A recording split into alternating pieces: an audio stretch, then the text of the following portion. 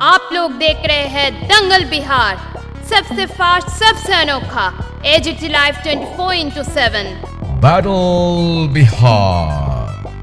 BJP, JDU, LJP, others. The other side are JD, Congress, BIP and others. Keep watching AGT Live 24/7 for more updates.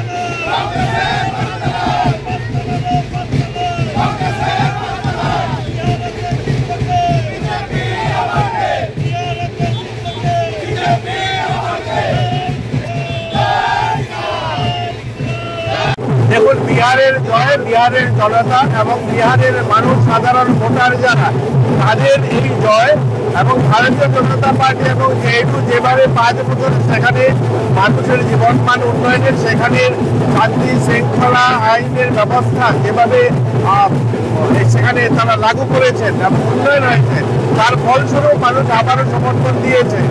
এবং আমরা ধন্যবাদ জানাই মাননীয় প্রধানমন্ত্রীকে এবং নীতিশ কুমারকে। ওনাদের নেতৃত্বে পুনরায় মানুষ বিশ্বাস রেখেছে এবং আগামী দিনও মানুষের জীবনমান উন্নয়নে আমরা প্রতিজ্ঞাবদ্ধ, মানুষের কাজ।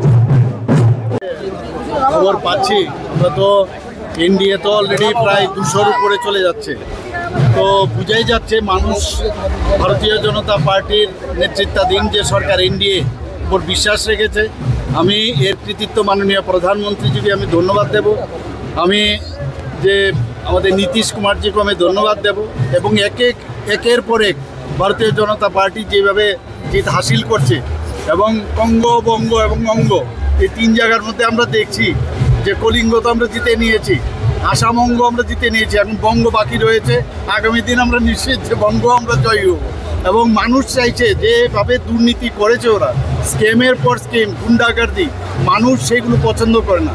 জাতপাতের ঊর্ধ্বে উঠে গিয়ে যেভাবে বিহারের রেজাল্ট এবার বেরিয়ে আসছে, তাতে প্রমাণ হচ্ছে যে এক ভারত শ্রেষ্ঠ ভারত মাননীয় প্রধানমন্ত্রীজি যেটা এক বিকশিত ভারতের স্বপ্ন দেখেছেন, সেটা আগামী দিন হতে যাচ্ছে।